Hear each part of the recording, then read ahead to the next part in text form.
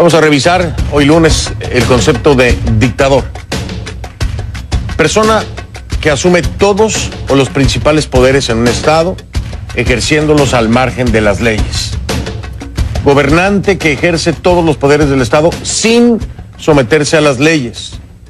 Gobernante que asume todos los poderes del estado y que no se somete a control constitucional ni legislativo alguno. La dictadura es la forma de gobierno que se caracteriza por concentrar en torno a un individuo todo el poder, que será el dictador. Y entonces el dictador impondrá un gobierno de facto en el que no existirá la división de poderes. ¿Y una dictadura constitucional en qué consiste? Es una forma de gobierno que aparentemente respeta la Carta Magna, pero en la práctica el poder está concentrado en las manos de una sola persona, el dictador. Bajo todos estos conceptos, Nicolás Maduro dejó de ser el presidente de Venezuela para convertirse en el dictador venezolano, al menos para el gobierno estadounidense, quien además de sancionarlo, lo calificó así el día de hoy. La pregunta es, ¿qué países se sumarán a este calificativo? Esa pregunta queda en el aire. Mientras se define, le presento este programa especial así.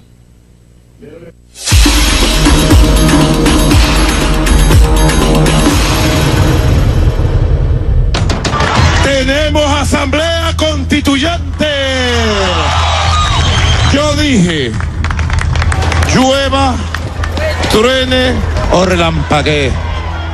Y llovió, tronó y relampagueó y la constituyente llegó. Tenemos la participación del 41.53% del padrón electoral de Venezuela. 8.089.320 venezolanos. Hoy la señora Tibisay Lucena se hace cómplice del fraude y de la masacre. Es mentira que ha habido 7 muertos alrededor del evento electoral, es completamente falso. Y mire que los guarimberos lo intentaron hoy y no lo lograron. Ni un solo fallecimiento relacionado con el evento electoral del día de hoy. Nosotros, los venezolanos, las venezolanas, nos merecemos vivir en paz. Y esta es la forma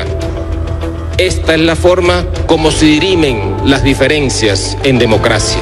Todas las mediciones dan que el universo de personas que ayer se manifestó con todo y el chantaje está alrededor de los 3 millones de venezolanos. Maduro is not just a bad leader, he is now a dictator. Donald Trump está cometiendo el más grave error de su vida al meterse con la República Bolivariana de Venezuela, porque Venezuela es garantía de cohesión, de unión y de estabilidad de América Latina y el Caribe.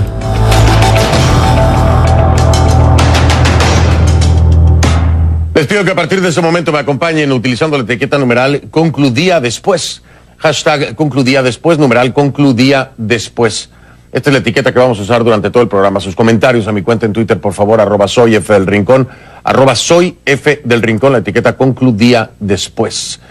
Si está en Venezuela, recuerde que puede ver la señal de CNN en español las 24 horas del día, solo en Venezuela, a través de cnnespanol.com/en vivo, cnnespanol.com/en vivo, también a través del canal de YouTube de CNN en español. Se suscribe y puede accesar siempre y cuando esté solamente en Venezuela. Si me ayudan a correr la voz para burlar la censura del presidente Nicolás Maduro, se los agradezco. Esto a través, claro, de las redes sociales. Iniciamos.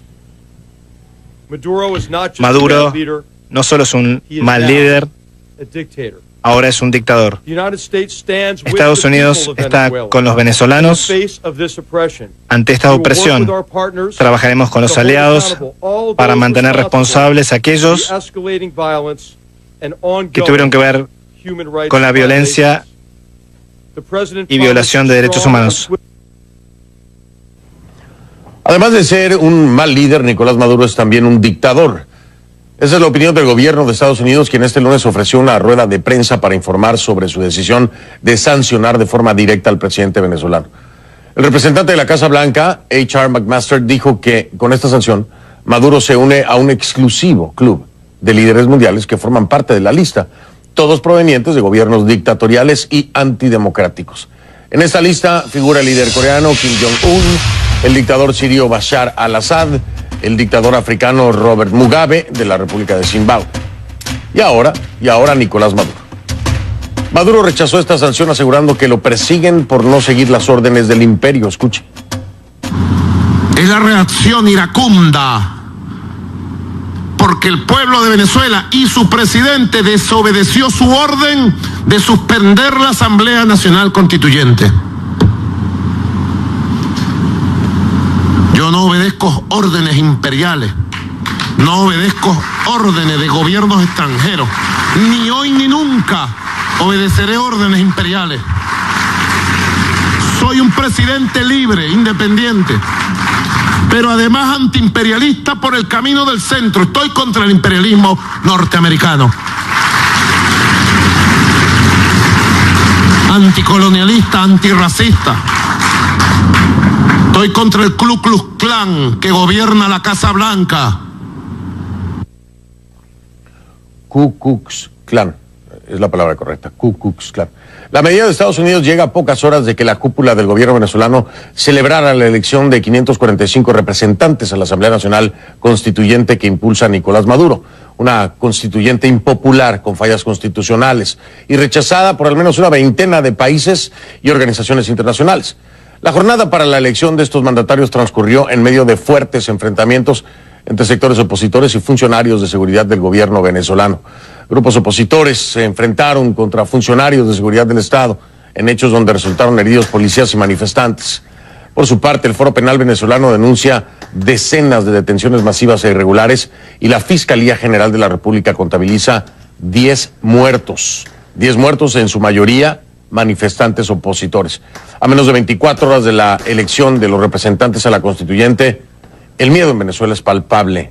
Jorge Luis Pérez Valeri salió a las calles para tomar el pulso tras la jornada y nos preparó el siguiente informe. Nunca antes en las últimas 2 décadas, un día de elecciones en Venezuela transcurrió en un ambiente de semejante conflictividad. Hechos como el estallido de este artefacto en el este de Caracas, que hirió al menos 7 policías, coincidieron con el repunte del número de fallecidos en el interior del país a causa de las manifestaciones en contra de estos comicios por la Asamblea Constituyente. Los decesos por las protestas de los últimos 4 meses ya superan las 120 personas. De ellas, al menos una decena se produjo durante la jornada electoral del domingo, según el Ministerio Público. La promesa del oficialismo es poner fin a este clima de violencia a través de la constituyente. Quienes votaron por ella y la respaldan aseguran que la paz de Venezuela debe ser su propósito. Quienes la adversan no dejan de expresar su temor por la implicación que pueda tener en sus vidas esta nueva etapa del país.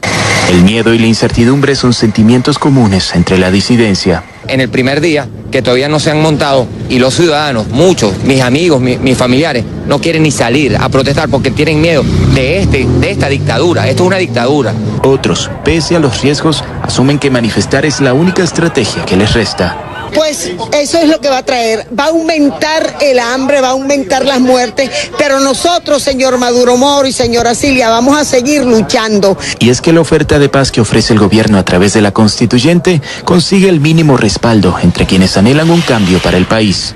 ¿Cómo vamos a tener paz y tenemos hambre, nos falta medicina, nos falta alimento, nos falta de todo? ¿Cómo va a ser una paz así? En medio de la inestabilidad social, algunos ciudadanos intentan recobrar algo de normalidad. Es el caso de José Wilfrido. Votó por la constituyente, inclinado a opinar que la violencia es consecuencia de las acciones de la oposición. Pienso que hay que buscarle una salida a esto. La salida no es la violencia, la salida no es trancacalle, no mata gente. Entonces no entiendo cuál es. Pues yo sé que hay un sector que al verse al gobierno que necesita su opinión, yo lo respeto, pero creo que esa no es la salida. Taxi. Una postura similar comparte Agustín Busto, quien también votó a favor del proyecto constituyente. Que se logre la paz que tanto anhelamos aquí, ¿verdad? Pero su voto incluyó una petición que, casualmente, también resuena en los barrios opositores. Engrandecer la patria, o sea, para volverla a llevar a los niveles que éramos antes, donde no había que hacer colas para la compra de alimentos, donde no había escasez, ¿verdad? Donde se vivía mucho mejor, de verdad lo digo. La Asamblea Nacional Constituyente espera instalarse de manera definitiva esta semana, con sede en el Palacio Federal Legislativo, donde también funciona el Parlamento controlado por la oposición, cuyos diputados han advertido que no cederán los espacios que aseguran les confirió el pueblo. Para CNN, Jorge Luis Pérez Valeri, Caracas. Gracias a Jorge Luis Pérez Valeri por el informe. Mientras Venezuela lloraba la muerte de las 10 personas que perdieron la vida durante esta jornada constituyente, en la televisión estatal el presidente Maduro bailó y celebró por lo alto su presunto triunfo. Al tomar el micrófono no ofreció palabras de condolencias para las familias afectadas, pero sí aprovechó para amenazar con destitución a esta señora, la fiscal general de la República, Luisa Ortega Díaz. La funcionaria reaccionó este lunes asegurando que no abandonará el cargo y, por el contrario, hizo un llamado a todo el país a desconocer la constituyente. Escuche. Me dirijo al país por imperativo categórico y por mandato de la Constitución y de las leyes, para desconocer, oigan bien, desconocer el origen, proceso y presunto resultado de la inmoral constituyente presidencial.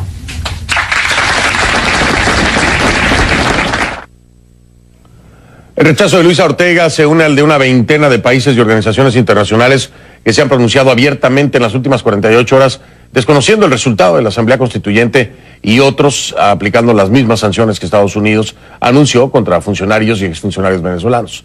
Vamos a hacer un repaso para que lo tenga bien claro. Hace apenas 5 días, Estados Unidos añadió a 13 funcionarios venezolanos a la lista negra del Departamento del Tesoro de este país por delitos de corrupción, debilitamiento de la democracia y los derechos humanos, además de ser responsables de violencia y represión. En la lista se encuentran funcionarios del gobierno de Nicolás Maduro, como el ex vicepresidente de ese país, Elías Jagua, la presidenta del Consejo Nacional Electoral, Tibisay Lucena, y hasta el defensor del pueblo, Tarek William Saab. A las sanciones de carácter económico e individual, por primera vez en la historia de la región latinoamericana, diferentes países del continente se sumaron a la aplicación de estas mismas sanciones. Lo que quiere decir que, aparte de Estados Unidos, México, Colombia, Canadá, Panamá y Perú adoptan las mismas medidas de restricción de negocios y congelamiento de bienes a estos funcionarios venezolanos.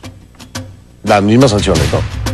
Ahora, la comunidad internacional no dudó en expresar su postura sobre el proceso electoral ocurrido ayer en Venezuela. De hecho, el continente, casi en su totalidad, el continente americano, se ha pronunciado. Hasta el momento, solo 3 países de nuestra región, Nicaragua, Bolivia y El Salvador, apoyan y reconocen los resultados de los comicios del domingo, pero al menos 13 países en nuestra región, como lo son Canadá, Estados Unidos, México, Brasil, Colombia, Panamá, Guatemala, etcétera, más los 28 que componen la Unión Europea, incluyendo España, todo eso que ve en rojo es el rechazo y su no reconocimiento a la nueva Asamblea Nacional Constituyente. Algunos de los países expresaron que México, por ejemplo, el gobierno de México no reconoce los resultados de la elección de los integrantes de la Asamblea Nacional Constituyente. España no reconocerá una Asamblea Constituyente que no sea resultado de un amplio consenso nacional. De ahí nos vamos a Canadá. Canadá denuncia y condena la acción significativa y antidemocrática de hoy por parte del régimen venezolano. Costa Rica no reconoce y considera nulos, viciados, ilegítimos, inconstitucionales y contrarios a la voluntad popular la convocatoria, el proceso y los resultados para la composición de una Asamblea Nacional Constituyente. La Argentina no reconocerá los resultados de esa elección ilegal. El Perú no reconoce los resultados de la ilegítima elección realizada hoy. Nicaragua apoya a la Asamblea Nacional Constituyente. Nos unimos a la hidalguía del pueblo venezolano, dicen, que ha dicho patria, libertad y vida, eligiendo condiciones propicias para seguir trabajando con visión de futuro. El Salvador, otro que apoya, felicita a Venezuela por su extraordinario proceso electoral de acuerdo a su marco constitucional. Bueno, además de estos, la Organización de Estados Americanos, la Unión Europea, Mercosur, entre otros, han reprobado y desconocido el proceso de elección de una Asamblea Nacional Constituyente en Venezuela. Así están las cosas. Vamos a la pausa. Regresamos con este programa especial de conclusiones. Mientras tanto, plataformas digitales, facebook.com/conclusiones CNN, facebook.com/conclusiones CNN, donde está la mano con el dedo pulgar hacia arriba, se hace clic, se suma. Es bienvenido y hay contenidos de conclusiones de otros programas, por si no los vio. @soy F del Rincón es la cuenta en Twitter, @soy F del Rincón, esa es la cuenta en Twitter, la etiqueta que estamos utilizando con sus mensajes, por favor, conclu, día después, numeral conclu, día después, esa es la etiqueta de todo el programa. Ya regresamos con Maduro, dictador para todos. Estados Unidos califica como dictador al presidente de Venezuela. ¿Más países se sumarán? Voy a hablar con la vicepresidenta y canciller de Panamá. Además, CNE, 8 millones. Ese fue el resultado que anunció Tibisay Lucena, presidenta del Consejo Nacional Electoral, como resultado del proceso constituyente de este domingo. La oposición asegura que es mentira y que solo fueron poco más de 2 millones. ¿Cuál es la matemática correcta? Voy a hablar con Francisco Rodríguez, economista en jefe y director.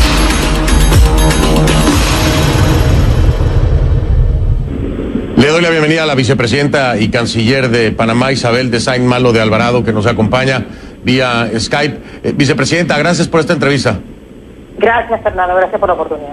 Gracias a usted. Bueno, una reacción internacional de condena, de no reconocimiento a la constituyente que el día de ayer se consumó, planteada y presentada por el presidente Nicolás Maduro, pero a eso se suma, y bueno, conocemos la postura de Panamá, pero a eso se suma hoy que el gobierno de los Estados Unidos aplica sanciones directamente contra el presidente Nicolás Maduro y lo califica ya como un dictador. ¿Cuál es la reacción de Panamá en torno a esto? Bueno, hemos conocido esa comunicación que es un refuerzo a lo que ya había dicho los Estados Unidos hace algunos días con incluir en esa lista y tomar acción contra algunos funcionarios venezolanos. La República de Panamá había manifestado el día sábado que colaboraría con las autoridades norteamericanas en función de la determinación de esa lista. Por supuesto haremos lo mismo con relación a la nueva comunicación que ha salido. Eso es parte de los esfuerzos de alguna manera intergubernamentales que surgen de manera automática en la lucha contra la corrupción, en la lucha contra el blanqueo de capitales. Cuando se dan este tipo de medidas, las instituciones que salvaguardan el sistema financiero en Panamá se ponen toman nota y activan sus mecanismos de prevención y sus mecanismos de alerta para asegurarse que la República de Panamá colabora con la implementación de esas medidas. Nosotros hemos dicho la visión de Panamá de la Asamblea Nacional Constituyente convocada de una manera antidemocrática, fuera de todo marco, la cual no respeta la voz del pueblo venezolano.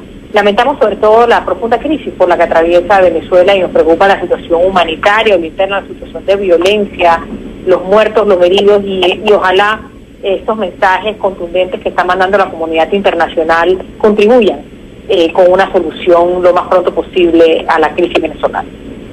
Vicepresidenta, ¿ustedes califican o se suman a la calificación del gobierno de Estados Unidos del presidente Maduro, bueno, ya no como presidente, sino como un dictador? ¿Ustedes coinciden en este pensamiento del gobierno estadounidense? Bueno, definitivamente que consideramos que Venezuela se ha salido de la ruta democrática, eso es evidente.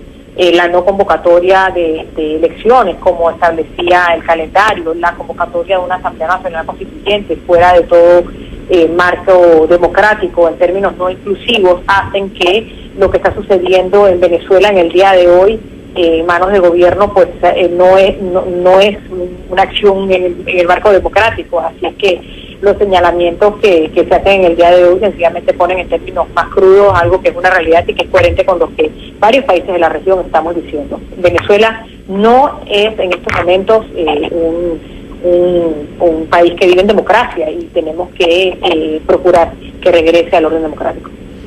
Ahora, aquí hay un clamor internacional, por decirlo de alguna forma, en torno a lo que es la constituyente, al que no se vive en un estado democrático y todos estos antivalores que usted ya me ha mencionado dentro de los países democráticos.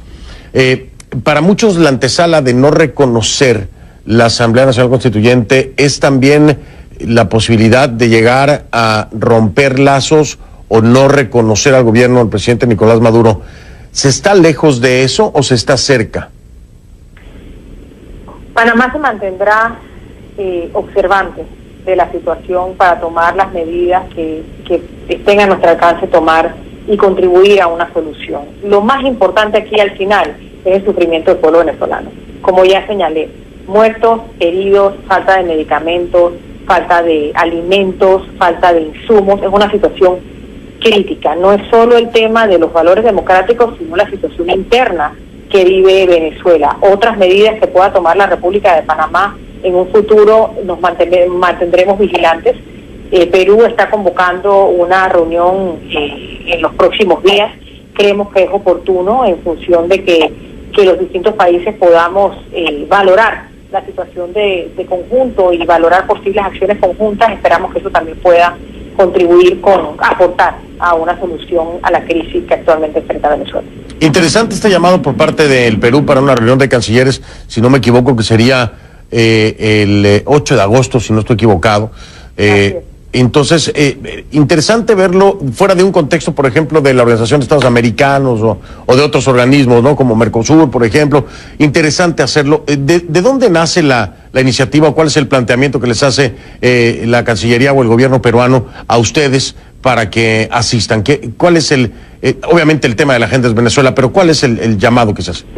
Mira, el llamado en este momento es así de sencillo. Reunámonos para valorar una crisis en un país hermano, un país amigo, que nos preocupa a todos y valoremoslo de conjunto.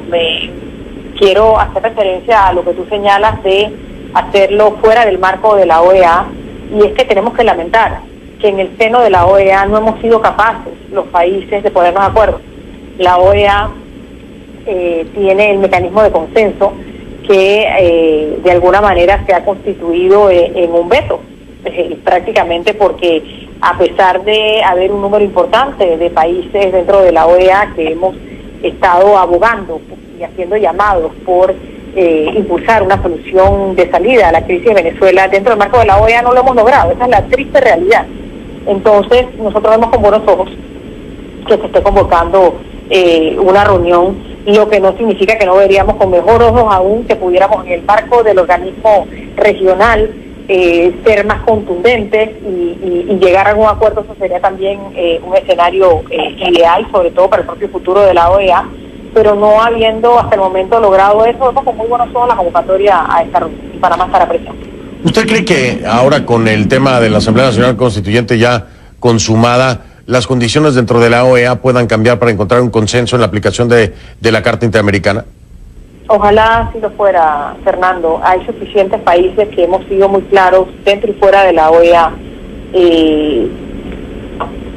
No quisiera entrar en este momento en las razones por las cuales no ha sido posible, pero evidentemente hay países que han respondido a un llamado de Venezuela para no ser parte del consenso y eso es lo que ha bloqueado la posibilidad dentro de la OEA, ¿no? Pero hay que seguir siempre tratando, hay que seguir trabajando en función de hacer los mecanismos válidos y vamos a ver esta reunión la próxima semana qué escenario nos ofrece. Vicepresidenta, el gobierno de Colombia ha facilitado la estancia de venezolanos, 150,000 alrededor de ellos que podrán estar en territorio colombiano. Muchos de ellos están saliendo del país, ya llevan años haciéndolo. En Panamá hay una gran cantidad de venezolanos que han llegado al país, incluso me tocó ver, fue increíble porque nunca me lo imaginé, pero cacerolear al presidente Nicolás Maduro cuando la Cumbre de las Américas, no sabía de dónde salían tantas cacerolas dentro de Panamá, pero es una realidad. Hoy Panamá está recibiendo a muchos venezolanos que salen del país por esta situación. ¿Hay alguna condición que se está analizando por parte del gobierno panameño sobre los venezolanos que están en el país? ¿Algún tipo de facilidad que se les vaya a otorgar? ¿O es algo que no ha llegado a ese punto?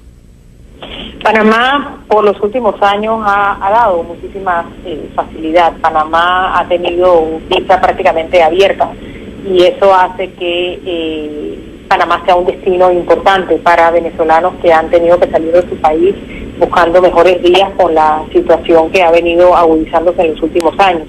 La presencia de venezolanos en Panamá es fuerte. Nosotros somos un país pequeño, un país de 4 millones de habitantes, un país donde la migración empieza a ser un factor importante de presencia no solo de venezolanos, sino de nacionalidades, otras nacionalidades de la región. Nosotros seguiremos, como he manifestado, pendientes, y todo lo que podamos hacer para contribuir con nuestros hermanos venezolanos, así lo haremos, cuidando por supuesto también la realidad de nuestro país y la situación interna de nuestro país, pero en este momento creo que el llamado es a ver qué podemos hacer de conjunto para aliviar la situación lo más posible para los hermanos venezolanos. Sí, y desgraciadamente, bueno, se empieza a ver como un éxodo masivo, tristemente, lo tenemos que aceptar así, lo tenemos que subrayar así. Vicepresidenta, bueno, ya para finalizar, ¿usted cree que se pueda realmente encontrar una solución por parte de la comunidad internacional? Ya me decía usted, en la OEA no se ha podido llegar a un consenso, la comunidad internacional está aparentemente reaccionando en bloque, en condenas, en desconocimiento de esta constituyente, pero ¿cree usted que la presión internacional pueda lograr un cambio interno en Venezuela, en el gobierno, en el régimen de Nicolás Maduro? Yo pienso que sí, yo creo que lo que estamos viendo es una solidaridad de la comunidad internacional con la gran mayoría de los venezolanos que quieren un cambio al interno de su país. Al final, son los venezolanos los que van a lograr hacer los cambios y los que van a lograr que en efecto su voz se escuche. La voz de la comunidad internacional de solidaridad lo que viene a hacer es un apoyo a lo que está sucediendo al interno del país, y yo creo que eso tiene mucho valor y esperamos, ojalá que contribuya con esa voz de la gran mayoría de los venezolanos que claman por un retorno a la democracia y porque cese la violencia y porque pueda haber una situación de mayor bienestar de la que tiene en este momento. La vicepresidenta y canciller de Panamá, Isabel de Saint Malo de Alvarado, muchísimas gracias por su tiempo, gracias, muy amable. Muchas gracias a ti. Gracias. Hasta luego. Hasta luego. Ya regresamos con CNE. 8 millones. Ese fue el resultado que anunció Tibisay Lucena, presidenta del Consejo Nacional Electoral, como resultado. Les pido que para esta segunda media hora me sigan acompañando con la etiqueta numeral concludía después, hashtag concludía después. Esta es la etiqueta que vamos a usar durante todo el programa. A mi cuenta en Twitter, sus comentarios con la etiqueta @soyfdelrincón. 8.089.320 venezolanos que se pronunciaron en relación a la oferta electoral para la Asamblea Nacional Constituyente. En una jornada marcada por la tensión, manifestaciones, rechazo internacional, violencia, los venezolanos votaron para elegir a los miembros de la Asamblea Nacional Constituyente. La presidenta del Consejo Nacional Electoral, Tibisay Lucena, dijo que hubo una participación del 41,53% del padrón electoral y se contabilizaron, según ella, 8.089.320 votos. La oposición dice que los resultados ofrecidos por el oficialismo fueron inventados y que los venezolanos le propinaron una derrota al gobierno. Escuchen. Todas las mediciones dan que el universo de personas que ayer se manifestó con todo y el chantaje está alrededor de los 3 millones de venezolanos. Ese número no alcanza ni siquiera para haber aprobado una asamblea constituyente de acuerdo a la Constitución. Tenemos la participación del 41.53% del padrón electoral de Venezuela. Para un 8.089.320 venezolanos que se pronunciaron en relación a la oferta electoral. La oposición venezolana no participó en las elecciones del domingo, razón por la cual apostaban a que el resultado serviría como un medidor del apoyo del gobierno, al gobierno. De la misma manera que el pasado 16 de julio lograron convocar a las urnas a poco más de 7,5 millones de personas en una votación simbólica de rechazo precisamente a esta que ya se concretó en la Asamblea Constituyente. Finalmente las cifras están ahí y vuelven a favorecer al gobierno, de acuerdo al Consejo Nacional Electoral. Esta vez con varias razones para la desconfianza, ¿no? Entre ellas, uno, la cifra que dice el gobierno votó este domingo es mayor a la que votó por Hugo Chávez en cualquier elección. Más, y en mejores tiempos además, ¿no? De bonanza y popularidad, esto es muy importante. Y dos, en las legislativas de 2015, con una crisis económica menos grave que la actual, el oficialismo recibió 5,6 millones de votos. Bueno, vamos a analizar el tema con mi invitado.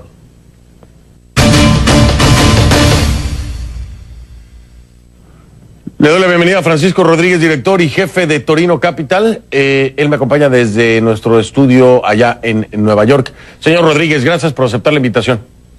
Muy buenas noches, Fernando. Un gusto estar aquí. Buenas noches, bienvenido. A ver, dígame usted, ¿le dan los números? Ustedes hicieron un análisis muy interesante que estaba revisando. ¿Le dan los números? ¿Es posible que haya ocurrido esto en ambos lados? Es decir, que sí sea cierto que fueron 7,5 millones por lado de la oposición y después hay entonces estos 8,1 millones casi de votos por parte del oficialismo. ¿Puede ser esto? Sí, efectivamente esta es una pregunta que no se plantea en Venezuela en general. O sea, siempre en un clima político muy confrontado hay opiniones que vienen del lado de la oposición, hay opiniones y posiciones que vienen del lado del gobierno, y a uno le toca, como un analista, en particular para nosotros que trabajamos para mercados financieros, tratar de analizar estas cosas con un cierto margen de objetividad, entendiendo que usualmente en la política va a haber una tendencia de ambos lados a tratar de exagerar los resultados positivos, y precisamente por eso nosotros llevamos a cabo encuestas a boca de urna, tanto en el proceso del 16 de julio, que era en el referéndum consultivo simbólico que organizó la oposición, como en el referéndum de ayer, del 30 de julio, que fue la Asamblea Nacional Constituyente. En el 16 de julio nosotros hicimos una medición que efectivamente nos dio que 7,6 millones de personas habían participado en esa consulta. Bueno, como cualquier medición, tiene un cierto margen de confianza, puede ser un poco mayor, puede ser un poco menor, pero dio bastante similar, muy parecido al número anunciado por la oposición. El día de ayer hicimos lo mismo, nosotros desplegamos observadores en 110 centros electorales, repartidos aleatoriamente, desplegamos un total de 250 observadores a nivel nacional, hicimos un conteo de cada uno de los votos, o sea, de todas las personas en la cola que se iban presentando en cada uno de esos centros. Aquí había centros en todos los estados del país, en áreas rurales, en zonas urbanas, en zonas más pobres, en zonas más opulentas, y efectivamente el estimado al que nosotros llegamos fue de 3,6 millones de personas, o sea, 18,5% del padrón electoral. Esto es está muy por debajo de lo que anuncia el Consejo Nacional Electoral. Es un muestreo aleatorio y por lo tanto tiene su margen de confianza. Nosotros establecimos con un margen de confianza de un 95%, que el número podía estar entre 3,1 y 4,1 millones de personas. Pero para ir a un punto que yo creo que es bien importante entender aquí, es que el muestreo aleatorio tiene sus límites, y si bien se puede desviar un poco del número que nosotros estimamos, no se puede desviar muchísimo. Por lo tanto, nosotros estimamos que la probabilidad de que en Venezuela hayan votado 8,1 millones de personas ayer, de acuerdo al diseño de nuestro muestreo, es una probabilidad de menos del 0,01%. O sea, estadísticamente altamente improbable, por no decir estadísticamente imposible, que en Venezuela hayan votado más de 8 millones de personas ayer. Es decir, para dejarlo más claro todavía, es imposible que se lleve a cabo un muestreo en el que haya un error o un margen de error de 5 millones de diferencia. Imposible, ¿no? Bueno, lo que uno dice es estadísticamente imposible. O sea, esto sería aproximadamente como la probabilidad de que un pitcher en el béisbol pitchee 6 juegos perfectos seguidos. O sea, algo que nunca ha pasado en la historia. Sí, que nunca pasó en la historia. Ahora, ¿cómo pudiera, señor Rodríguez, tenerse la certeza de que esto es así como ustedes lo han dicho, lo han encontrado en este muestreo? ¿Cómo pudiera tenerse la certeza? ¿Hay alguna forma en la que el Consejo Nacional Electoral pudiera demostrar una cosa o la otra? Bueno, sí la hay, aunque yo primero apuntaría que el tipo de márgenes de confianza de lo que nosotros estamos hablando es el tipo de márgenes que, por ejemplo, en los procesos judiciales se toma como evidencia de certeza. O sea, cuando se utilizan distintas pruebas de ADN, por ejemplo, cuando se llega a niveles de probabilidades muy bajos, eso se toma como un indicador de certeza, por lo menos lo suficiente como para un dictamen judicial. Pero, sin embargo, sí hay cosas que se podrían ver, por lo menos en un proceso que fuese suficientemente abierto, donde hubiese observadores. Por ejemplo, los cuadernos de votación. O sea, cuando la gente va a votar, la gente tiene que presentar su cédula de identidad, tiene que poner su nombre, se le tiene que anotar. Eso usualmente se hace frente a testigos de ambos bandos, y ahí se recoge un acta donde están todos los votantes. Entonces, en principio, se podrían revisar esas actas. Ahora, un problema aquí es que la oposición decidió boicotear este proceso electoral. Entonces, la oposición no tenía observadores. En un proceso electoral normal, la oposición habría tenido observadores, habrían tenido copias del acta de votación, y la oposición podría en este momento estar diciendo, mire, aquí están las copias de todas las actas de votación que demuestran que no fueron suficientes personas a votar.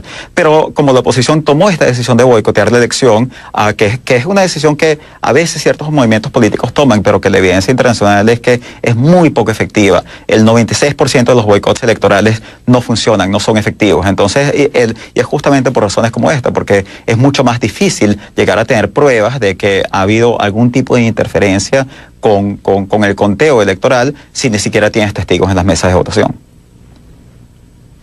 Pues señor Rodríguez, ha sido más que claro con esto. Yo no quisiera ahondar más en el tema porque pues más claro ni el agua puede ser. Yo le quiero agradecer su tiempo y voy a pasar a otro tema triste y son los fallecidos en Venezuela, pero agradecerle su tiempo. Ha sido un placer escucharlo con esta claridad numérica. Muchas gracias, señor Rodríguez. Gracias a ti, Fernando. Era Francisco Rodríguez, director y jefe.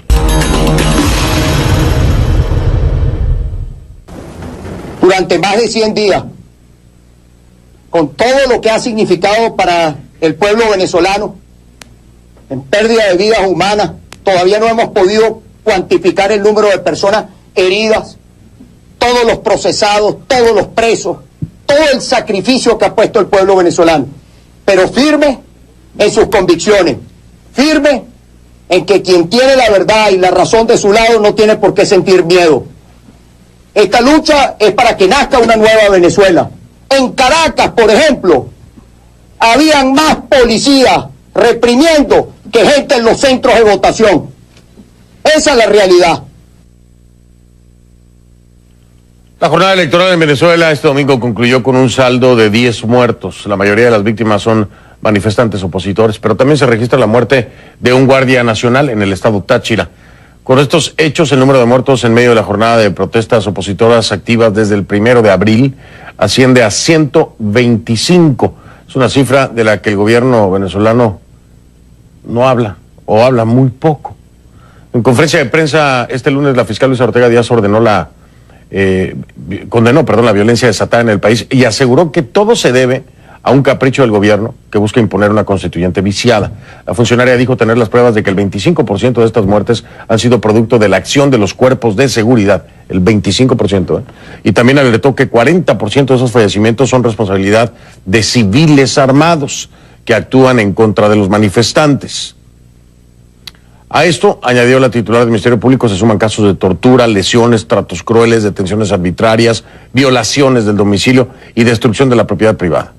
Pese a la evidencia, el gobierno venezolano niega estas acusaciones. Incluso este domingo, en medio de las confirmaciones del Ministerio Público, el alcalde del municipio Libertador de Caracas y portavoz de propaganda del gobierno negó que se hayan producido muertes durante la jornada de elección de la constituyente. Jorge Rodríguez, escúchelo. Es mentira que ha habido 7 muertos alrededor del evento electoral, es completamente falso. Y mire que los guarimberos lo intentaron hoy y no lo lograron. Ni un solo fallecimiento relacionado con el evento electoral del día de hoy. Hoy lo que hubo fue millones de sonrisas de pueblo en las calles. Ni un solo muerto. El director de la ONG venezolana Foro Penal, Alfredo Romero, contabiliza también desde el 1 de abril hasta el 31 de julio 5.051 arrestos, 1.383 permanecen detenidos y 527 civiles han sido presentados ante tribunales militares. Vamos a hablar de nueva cuenta con Alfredo Romero.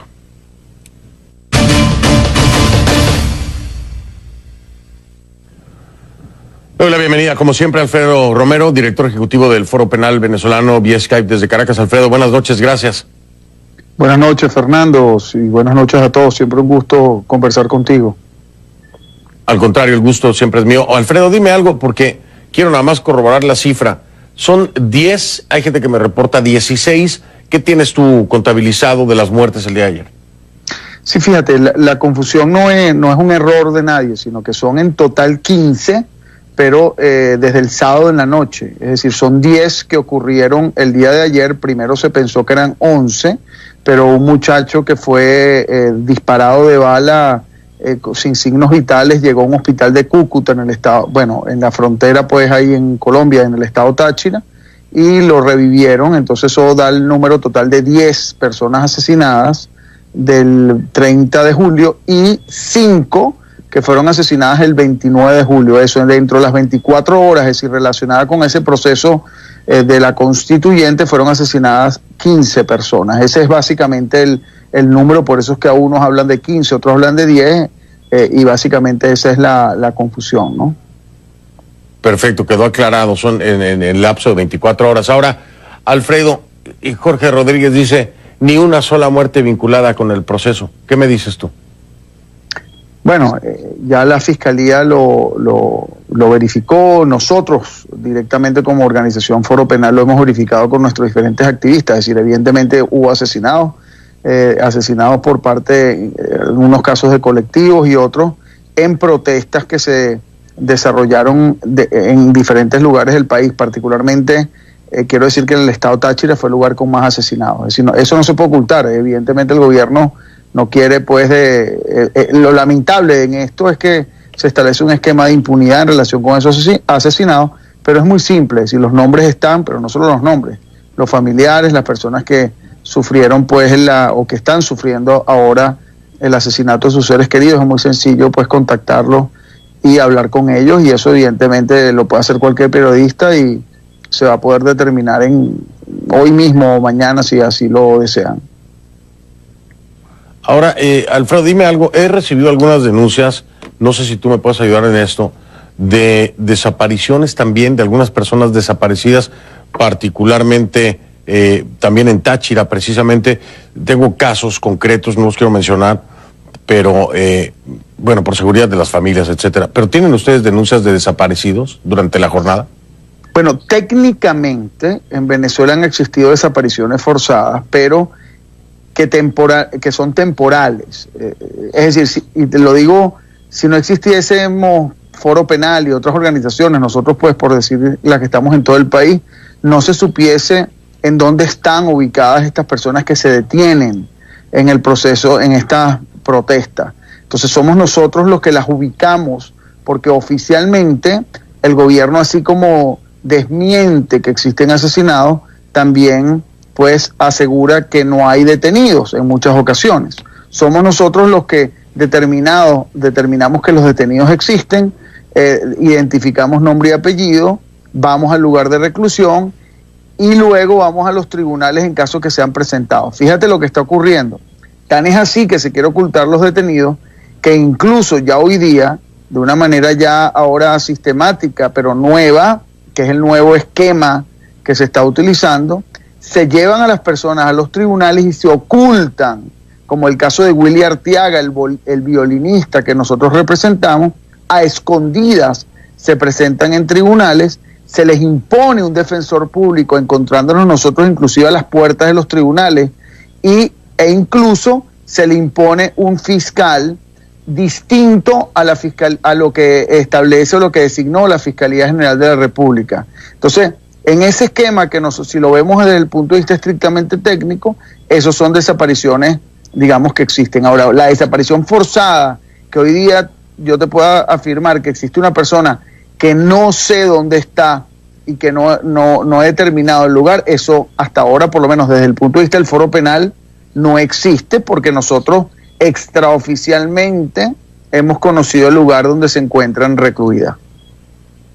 Claro, te entiendo perfectamente. Me queda muy poco tiempo, Alfredo, me queda un minuto, pero también preguntarte para tenerlo claro. Desde que iniciaron las protestas, estas 24 horas han sido las más violentas en cuanto a número de asesinatos o de muertos. Definitivamente, sin embargo, no son las más violentas en cuanto a detenciones, pero en cuanto a asesinatos sí. Hubo una oportunidad un día donde hubo 9 asesinatos, eso fue en este transcurso de 3 meses, no recuerdo exactamente la fecha, que fue particularmente en su mayoría en Barinas, pero al haber ocurrido 10 en un día, en lo que respecta a asesinatos, es el día más violento en protestas. Tristemente.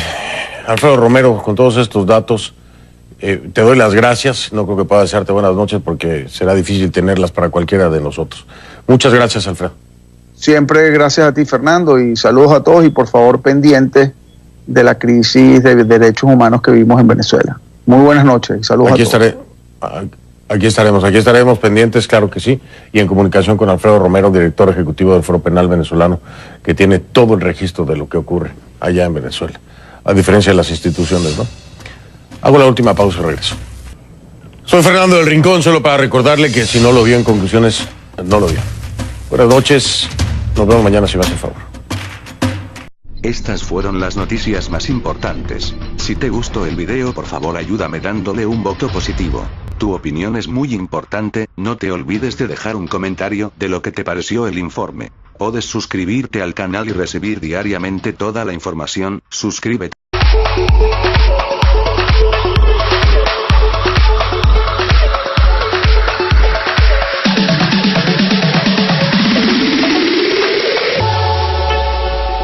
Venezolano, al menos para el gobierno estadounidense, quien además de sancionarlo, lo calificó así el día de hoy.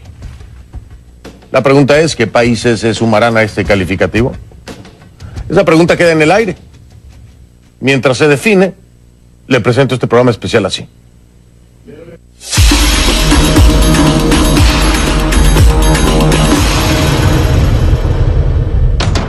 Tenemos asamblea constituyente. Yo dije, llueva, truene o relampaguee. Y llovió, tronó y relampagueó y la constituyente llegó. Tenemos la participación del 41.53% del padrón electoral de Venezuela. 8.089.320 venezolanos. Hoy la señora Tibisay Lucena se hace cómplice del fraude y de la masacre. Es mentira que ha habido 7 muertos alrededor del evento electoral, es completamente falso. Y mire que los guarimberos...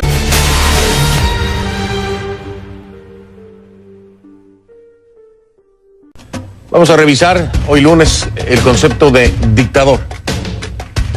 Persona que asume todos o los principales poderes en un estado, ejerciéndolos al margen de las leyes. Gobernante que ejerce todos los poderes del estado sin someterse a las leyes. Gobernante que asume todos los poderes del estado y que no se somete a control constitucional ni legislativo alguno. La dictadura es la forma de gobierno que se caracteriza por concentrar en torno a un individuo todo el poder, que será el dictador. Y entonces el dictador impondrá un gobierno de facto en el que no existirá la división de poderes. ¿Y una dictadura constitucional en qué consiste? Es una forma de gobierno que aparentemente respeta la Carta Magna, pero en la práctica el poder está concentrado en las manos de una sola persona, el dictador. Bajo todos estos conceptos, Nicolás Maduro dejó de ser el presidente de Venezuela para convertirse en el dictador. Soy F del Rincón, @soy F del Rincón, la etiqueta concluía después.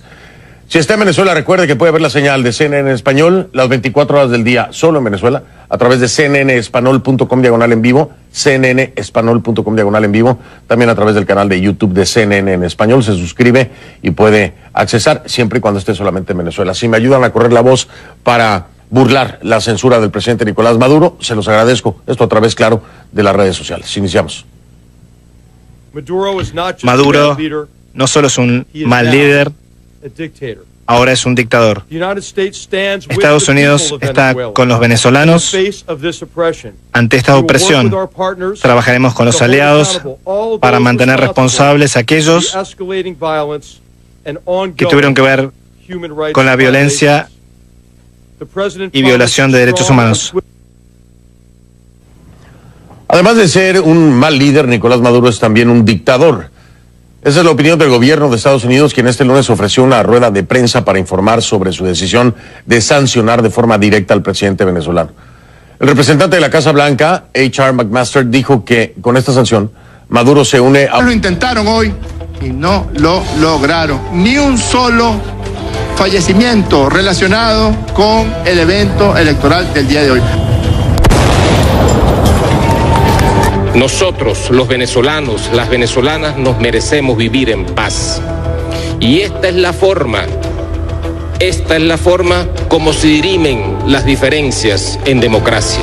Todas las mediciones dan que el universo de personas que ayer se manifestó con todo y el chantaje está alrededor de los 3 millones de venezolanos. Maduro is not just a bad leader, he is now a dictator. Donald Trump está cometiendo el más grave error de su vida al meterse con la República Bolivariana de Venezuela, porque Venezuela es garantía de cohesión, de unión y de estabilidad de América Latina y el Caribe.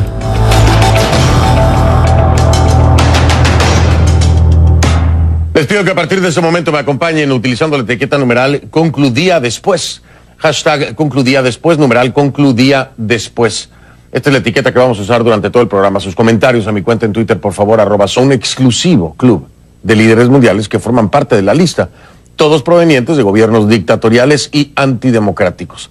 En esta lista figura el líder coreano Kim Jong-un, el dictador sirio Bashar al-Assad, el dictador africano Robert Mugabe de la República de Zimbabue. Y ahora Nicolás Maduro. Maduro rechazó esta sanción asegurando que lo persiguen por no seguir las órdenes del imperio. Escuche. Es la reacción iracunda porque el pueblo de Venezuela y su presidente desobedeció su orden de suspender la Asamblea Nacional Constituyente. Yo no obedezco órdenes imperiales, no obedezco órdenes de gobiernos extranjeros, ni hoy ni nunca obedeceré órdenes imperiales. Soy un presidente libre, independiente, pero además antiimperialista por el camino del centro. Estoy contra el imperialismo norteamericano. Anticolonialista, antirracista. Estoy contra el Ku Klux Klan que gobierna la Casa Blanca.